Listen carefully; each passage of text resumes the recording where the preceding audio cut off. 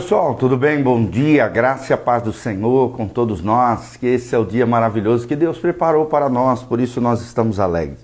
Hoje nós vamos falar sobre Samuel, a vida de Samuel, e um episódio aqui entre Samuel e Saul, principalmente destacando Saul como um homem que lhe faltou coragem no momento propício, no momento necessário, faltou coragem. Coragem foi um item que Saul esqueceu de levar consigo. Esse é o nosso tema hoje, a importância da coragem como uma das qualidades que um cristão precisa ter. Nós vamos aprender que embora Saul tenha se tornado rei, principalmente por causa da sua formidável aparência, ele nunca venceu as suas próprias lutas interiores. Externamente, talvez era muito bonito, alto, com um corpo bem constituído, é o que diz 1 Samuel 9:2, mas internamente, porém, não passava de um anão espiritual. Então, nós vamos observar algumas coisas na liderança de Saul e aprender nessa relação com Samuel o que nós devemos e o que nós não devemos ser com relação a coragem, ousadia e direcionamento do Senhor sobre a nossa vida. Vamos ler aqui desde o 13:5, 1 Samuel 13:5, reuniram-se os filisteus para pelejar contra Israel, 30.000 carros e 6.000 cavaleiros, e o povo em multidão como a areia que está à beira-mar. E subiram e se acamparam em Micmas, ao oriente de Bet-Aven. Vendo, pois, os homens de Israel que estavam em apuros, porque o povo estava apertado, esconderam-se pelas cavernas e pelos buracos, pelos penhascos e pelos túmulos e pelas cisternas. Então nós vemos aqui esse se esconder entre as cavernas como um ato de covardia em vez de coragem. Versículo 7. Também alguns dos hebreus passaram o Jordão para a terra de Gade e de Gileade, do outro lado do Jordão, e o povo que permaneceu com Saul, estando este ainda em Gilgal, se encheu de temor, ou seja, se encheu de medo. Esperou Saul 7 dias, segundo o prazo determinado por Samuel. Não vindo, porém, Samuel a Gilgal, o povo foi se espalhando dali. Então disse Saul: trazei-me aqui o holocausto e as ofertas pacíficas, e ofereceu o holocausto.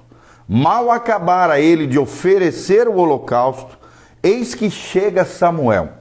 Saul lhe saiu ao encontro para saudar.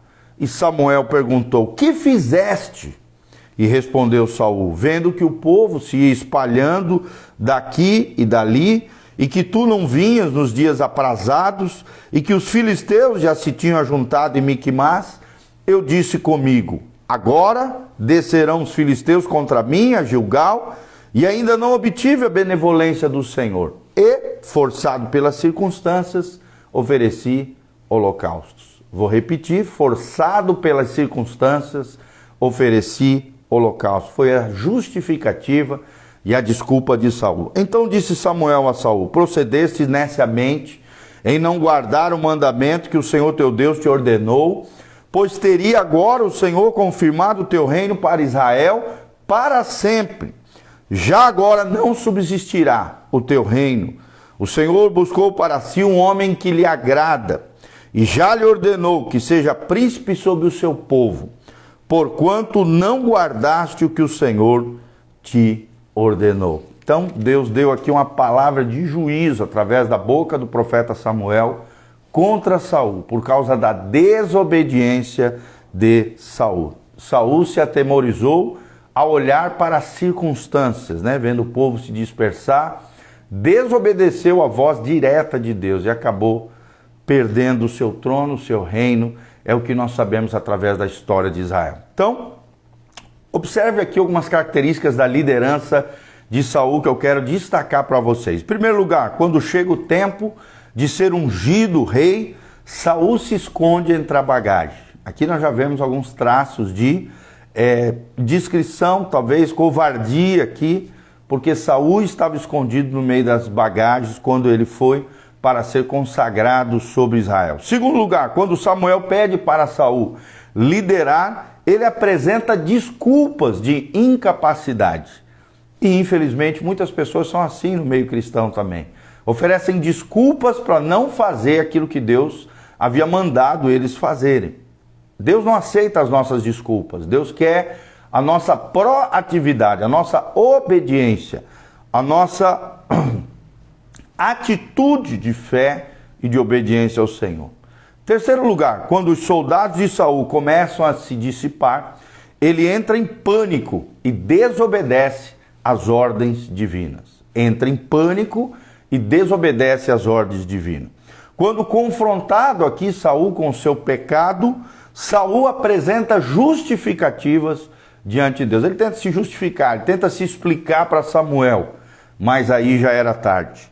5. Quando Saul ataca os amalequitas, ele está com medo de confiar em Deus e destruir os seus inimigos. Então nós vemos aqui também a falta de coragem, uma espécie de medo, temor, covardia na vida de Saul. Quando Saul teme perder o apoio do povo, ele constrói uma estátua de si mesmo, um altar, sem Deus ter mandado.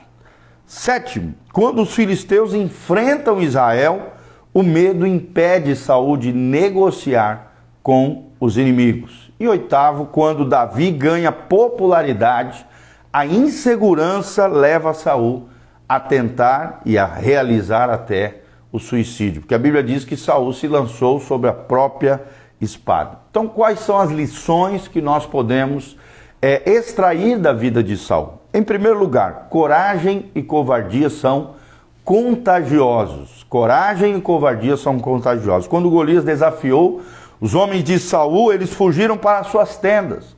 Quando os homens de Davi enfrentaram adversários bem superiores, eles permaneceram firmes, lutaram e venceram, conforme nós vemos lá em 2 Samuel 23, de 8 a 12. Então nós vemos que Saul é um exemplo de covardia, de alguém levado pelo medo.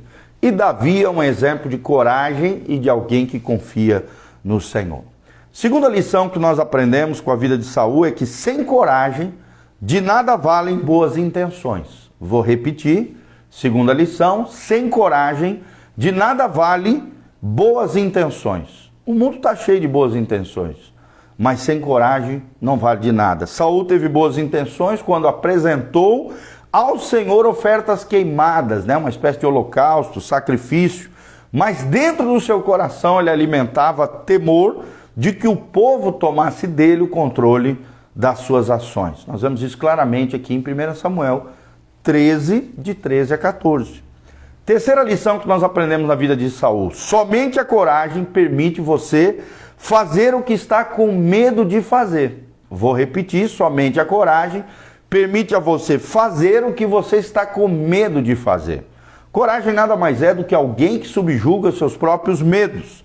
Saul mostrou aqui a sua falta de coragem desde o começo, quando ele se escondeu entre a bagagem para evitar que fosse coroado rei, lá em 1 Samuel 10, 22. Sem coragem, irmãos, somos escravos da nossa insegurança e possessão. Vou repetir, a quarta lição que aprendemos na vida de Saul é que sem coragem somos escravos da nossa insegurança e da nossa possessão. O rei Saul se arrependeu momentaneamente em várias ocasiões em que foi confrontado com as suas repetidas tentativas de matar a Davi. Porém, mais tarde, cativo aos seus temores e às suas inseguranças, sempre recaía na prática do mal. Um exemplo disso foi aquela busca por uma feiticeira, uma encantadora, uma necromante na terra de Endor. Então, Saul foi indo de mal a pior, porque era levado pelas suas inseguranças e os seus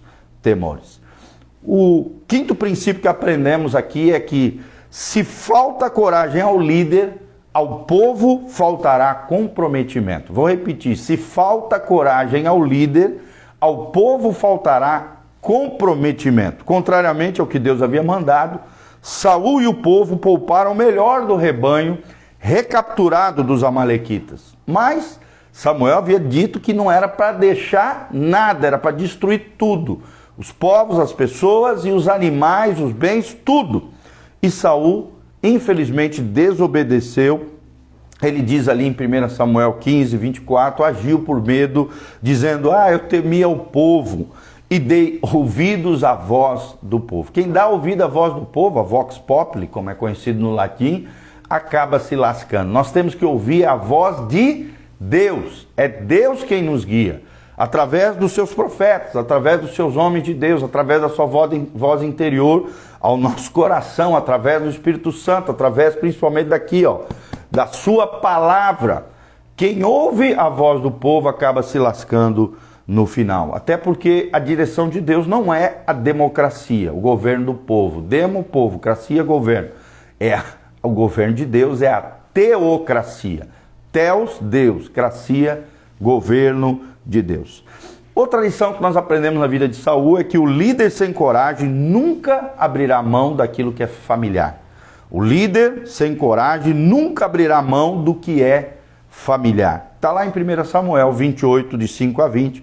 Faltou-lhe coragem para confiar na ajuda de Deus a fim de avançar a um futuro desconhecido. E por último, a última lição que aprendemos na vida de Saul, que na verdade temos que cuidar com a nossa vida com relação a isso, é que a falta de coragem sabotará finalmente o líder. Vou repetir, a falta de coragem finalmente sabotará o líder. Então, tenha coragem. A falta de coragem de Saul lhe custou finalmente o trono de Israel, bem como a sua própria vida. Acabou se suicidando, se lançando sua própria espada.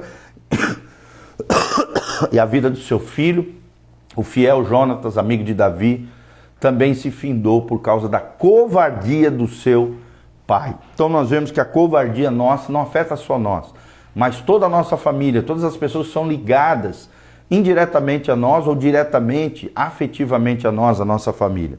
A falta de coragem de um líder sabotará finalmente a vida do líder. Então aqui nós vemos várias lições na vida de Saul. A primeira delas, coragem e covardia são contagiosas.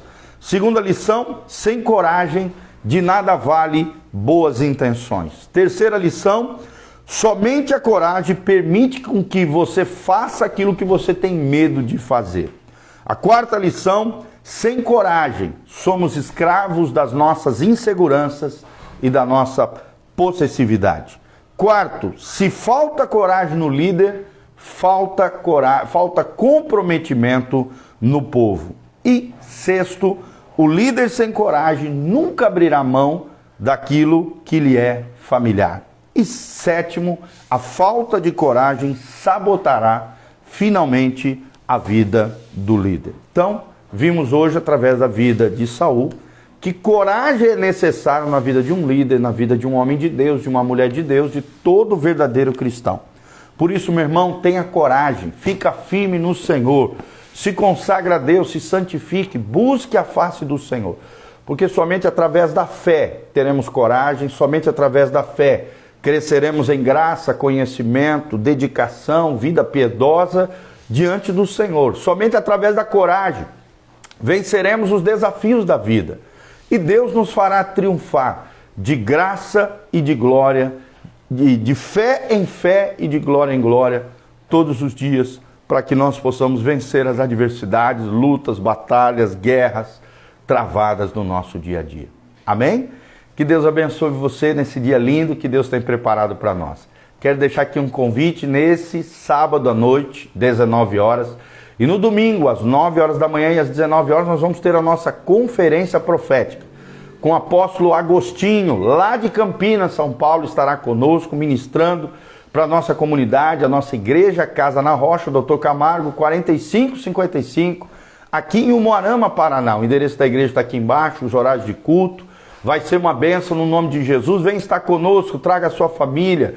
Venha aprender mais de Deus com um homem que tem mais de 43 anos de ministério.